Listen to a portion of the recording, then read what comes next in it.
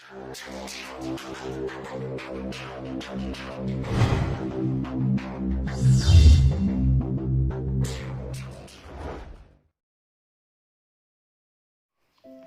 morning po muli sa bawat isa. Ngayong umaga tayo po muli nagpapasalamat po sa ating Panginoon na tayo po ay kanyang ginising at binangon mula sa ating pong mga kinahigaan. This morning po, salamat din po sa patuloy po na suporta sa ating pong ginagawa, sa ating pong 15 minutes devotion. Salamat po sa mga nanonood. Salamat po sa mga nag-subscribe sa ating pong BCS YouTube channel. At sa paraan pang yaon, kami po ay na-encourage na mas lalo pa pong magturo at mangaral ng salita ng Panginoon. So kung kayo po hindi pa po nakapag-subscribe, maaari lamang po kayo po ay mag-subscribe para po ma-update kayo sa amin pong mga ginagawa dito po sa atin pong devotion. So muli po this morning, tayo po ay magsama-sama ulit para po pag-aralan ang salita ng Panginoon. This morning po ay ang topic po natin ay isang topic na kung saan kung hindi siguro dahil sa salitang ito ay hindi po tayo magiging Kristiyano. Kung hindi po dahil sa salitang ito ay hindi po tayo makapaglingkod sa Diyos. Kung hindi po dahil sa salitang ito, wala po sa atin ni isa ang pwedeng magpatuloy sa paglilingkod sa Panginoon. Siguro po alam niyo na po ang ating topic this morning is about grace or biyaya ng ating Panginoon. Kaya po this morning, kung kayo po ay mayroong mga Biblia sa inyong mga bahay, inyo pong kuhanin at inyo po akong samahan, natin pong pagbulay-bulayan ang kanyang banal na kasulatan. 1 Corinthians chapter 15, verse number 10. Isang pamilyar na talata na sinulat po ni Apostol Pablo. 1 Corinthians 15, verse number 10. At atin pong basahin sa wikang Ingles at sa wikang Tagalog. So kung kayo po ay nandyan na, inyo pong tingnan at buksan ang inyong mga Biblia at akin pong babasahin sa wikang Ingles at wikang Tagalog. Ito po ang sabi ng 1 Corinthians 15, verse number 10. So sabi po diyan, "But by the grace of God, I am what I am. And His grace which was bestowed upon me was not in vain, but I labored more abundantly than they all. Yet not I, but the grace of God which was with me." Sa Tagalog po ito po ang sabi, "Datapat sa pamamagitan ng biyaya ng Diyos, ako nga'y ako." Din sabi niya, "At ang kanyang biyaya na ibinigay sa akin ay hindi nawala ng kabuluhan.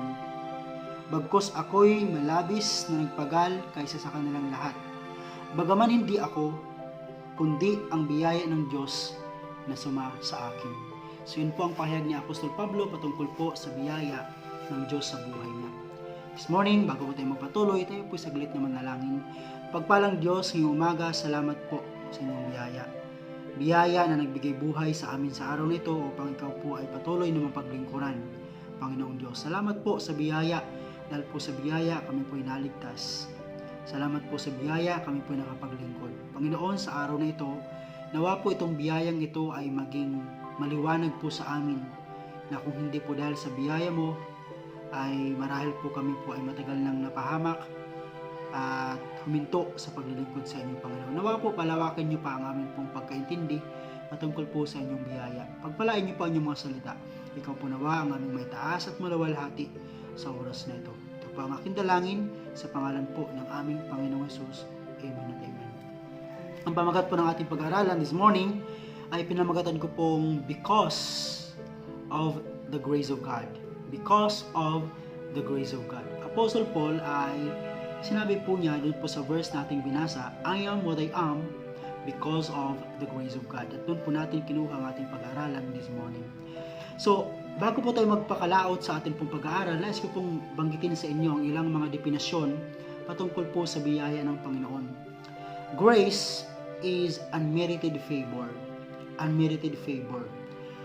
Pag sinabi po unmerited favor, ito po ay pabor ng Diyos na ibinigay sa atin, hindi po dahil sa ating kabutihan, hindi po sa ating mga ginawa, kundi dahil ang Diyos po ay mabuti. So unmerited po siya dahil wala po tayong ginawa para po makuha o matanggap ang biyaya ng Diyos. Grace is unmerited favor. And then hindi lang po ito unmerited favor, kundi unearned unearned favor. Hindi natin kayang bayaran. Kahit po pag-ipunin pa ang lahat ng salapi ng buong sanlibutan, hindi po natin kayang bayaran ang kabutihan ng ating Diyos. Ang kanyang biyaya is unearned favor. Hindi po katulad ng iba na kailangan mong bayaran para makuha mo yung kanilang suporta. Ang Diyos po ay hindi ganon. Ang favor niya, ang grace po niya is unearned. Hindi natin kayang bayaran. Pangatlo po, ang grace ng Panginoon is undeserved. Undeserved. Hindi ka karapat-dapat pero tinanggap mo ang biyaya ng Panginoon. Ganun po ang grace ng Diyos sa buhay natin. Undeserved. Alam niyo po ba, ibig sabihin po ng undeserved na biyaya ay yung mga bagay na hindi natin dapat tinanggap ay tinanggap natin. So for example po, ang pag-ibig ng Diyos. Hindi ka karapat-dapat mahalin pero minahal ka ng Diyos. Hindi ka karapat-dapat kaawaan pero kinaawaan ka ng Diyos. Undeserved. So ito po ay natanggap ng lahat ng kanyang mga anak, yung mga sumampalataya sa Panginoon. At kahit naman po hindi pa po ligtas, meron pa rin pong biyaya ang Diyos kasi ang biyaya po niya ay para sa lahat. Undeserved favor. So hindi lamang po unmerited, hindi lamang po unearned, undeserved, ito din po ay tinatawag po na divine favor. Sapagkat hindi po mula sa tao kundi mula sa Diyos. Divine favor. Hindi lamang po divine favor but also it is divine enablement. Divine enablement. Pag sinabing divine enablement, ito po ay nagmula sa Diyos. Ano po, na ibinigay sa atin upang tayo po ay makapaglingkod sa Kanya. Divine enablement. Sabi nga po ni Apostle Paul, ano po sa kanyang mga sulat, I am what I am because of the grace of God. It is not I, but it is the grace of God. So, divine enablement. So, in this verse, ito po ang kanyang sinasabi. Ang grace po ng Panginoon is divine enablement. Mga kapatid, sa buhay natin bilang mananampalataya, ang Diyos ang nag-enable sa atin. Wala na pong iba kundi ang biyaya ng Panginoon. So, tingnan natin tatlong bagay na nais ko pong ibahagi sa inyo ngayong umaga. Tatlong bagay kung paano po ni-recognize ni Apostle Paul ang biyaya ng Diyos. Na ganoon din po dapat natin i-recognize sa buhay natin. At sabi ko nga po, wala pong lugar sa isang Kristiyano ang magyabang. Hindi bagay sa atin ang magyabang sapagkat lahat ng meron tayo ay biyaya lamang ng Panginoon. So paano po ni-recognize ni Apostle Paul ang biyaya ng Diyos? So unang bagay na nais ko pong makita, dun po sa sinabi niya, but by the grace of God, I am what I am. Nais ko pong makita natin yung His acknowledgement because of the grace of God. His acknowledgement because of the grace of God. Ano pong ibig sabihin nito? Si Apostle po ay na-save because of the grace of God. Kaya nga po sabi ng Bible, Ephesians chapter 2 verse 8 and 9, but by the grace of God, through faith, we are saved. It is not because of our works, lest any man should boast. It is completely the grace of God, mga kapatid, kung bakit po tayo naligtas. Hindi dahil sa ating ginawa, kundi dahil sa kanyang ginawa. Kaya po tayo naligtas. At ito is pamagitan ng ating pananampalataya. At in fact, yung pananampalatayang yan ay nagmula pa rin po sa Panginoon. Romans 10:17, faith cometh by hearing, and hearing by the word of God. Kung hindi dahil salita ng Diyos, wala po tayong pananampalataya. Kaya lahat-lahat po ay biyaya ng Panginoon. Naligtas po tayo. Alam niyo po ba si Apostle Paul dati, isang Pharisee of the Pharisees? Napakahusay po niya, napakagaling po niya. When it comes to the law, to the word of God, napakagaling, napakatalino po niya. Pero po, as a Pharisee, nung siya po ay nakakilala sa Panginoon, he became a preacher. Nangaral po siya at ang pinapangaral po niya ay tanging ebanghelyo lamang ng Panginoon sa Kristo. Kaya sabi po niya, Romans 1:16, for I am not ashamed of the gospel of Christ, for this is the power of God unto salvation, unto the Jew first, and also to the Greeks. Kapangyarihan ng Diyos ang gospel para magligtas sa atin. So yun pang una, his acknowledgement because of the grace of God. He was a Pharisee first, and then he became a preacher. Not only that, he was a persecutor. Pinipersecute po niya ang iglesia ng Panginoon. Ang mga Kristiyano, pinipersecute po niya. Pero later on, he became the protector of the Christian faith. Dati, persecutor, then he became the protector of the Christian faith. Hindi lang po yun, he was also a prideful one. Napakahambog po niya. In fact, ang pangalan po niyang Saul, ang ibig sabihin po is mayabang hambog. Then, From being a prideful one, he became a prideless. At ang kanyang pangalan pinalitan ng Diyos at ginawa siyang Paul, a humble one. Ano po? So babaguhin ka ng Panginoon, mga minamahal at mga kapatid. Ang sabi nga po ng Bible, 2 Corinthians 5:17, therefore if any man be in Christ, he is a new creature. All things are passed away, behold, all things are become new. So kung ikaw ay Kristiyano, ikaw ay manampalataya na, imposibleng hindi ka magbago. Babaguhin ka ng Panginoon. Ano po? So, there is grace na pwede mag-transform sa atin para tayo maging katulad ng ating Panginoon sa Kristo. Tulad ni Apostle Paul, I am what I am because of the grace of God. So, yun pang unang bagay. Ano po? So, tayo po ba, ina-acknowledge po ba natin ang biyaya ng Diyos sa buhay natin? Ito po ba ina-acknowledge natin sa panahon lang ba na tayo po ay meron? How about pag wala? Ito po ba ina-acknowledge lang natin sa panahon na tayo po ay malakas at masigla? How about pag tayo nang hina at may karamdaman na? Alam niyo po, dapat in every time, in every situation, ina-acknowledge natin ang biyaya ng Panginoon. His acknowledgement because of the grace of God.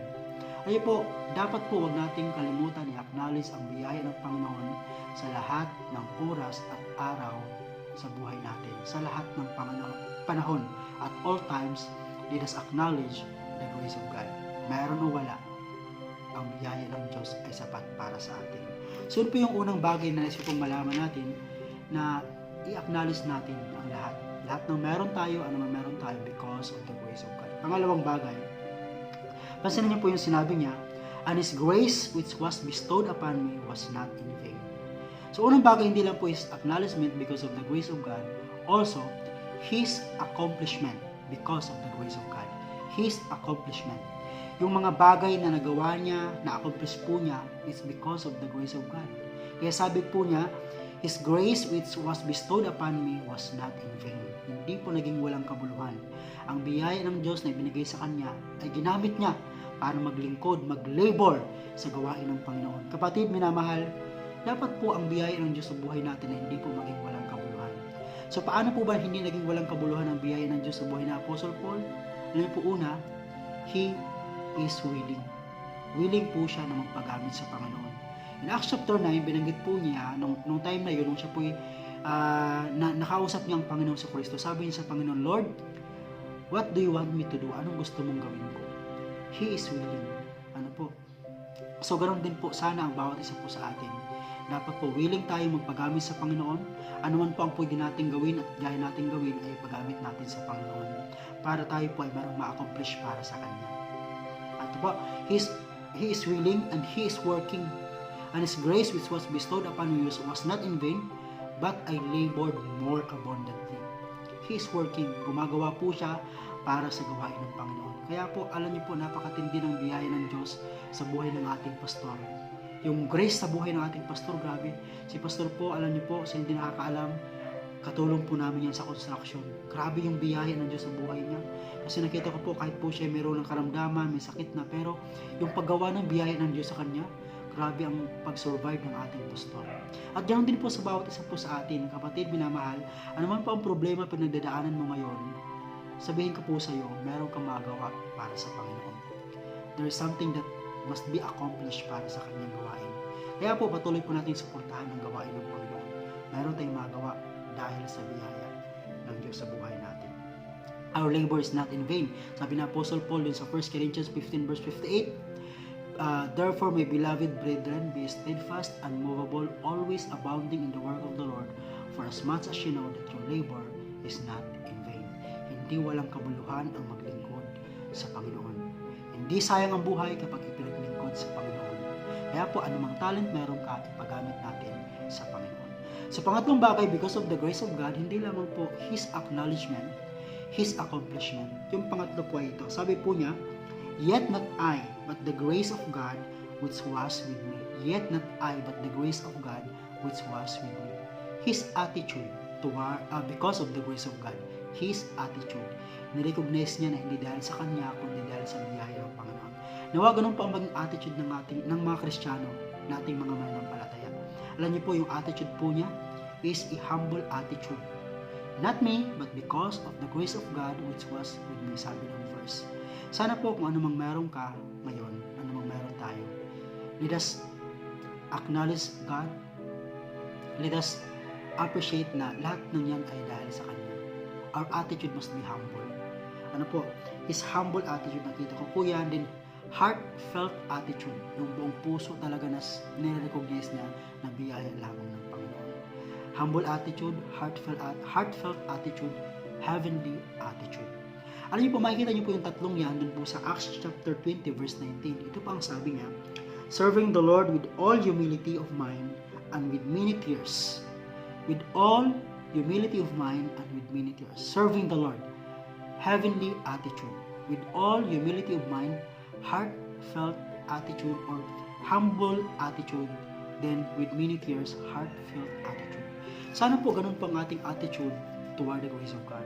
Na lahat po ng ginagawa natin dapat po ay mapagpakumbaba tayo, buong puso at makalangit na ugali ang ipakita natin sa ating paglilingkod sa Panginoon. Kapatid, sa ating pong panahon ngayon, sa ating nararanasan, kailangan po natin ang biyaya ng Diyos upang marami po tayong magawa para sa Panginoon. Let us acknowledge the grace of God.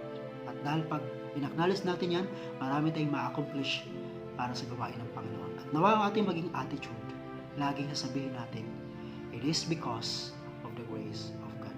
Salamat po sa bawat isa. Sana po this morning ay meron tayong natutunan at pinagpala po tayo ng salita ng Panginoon.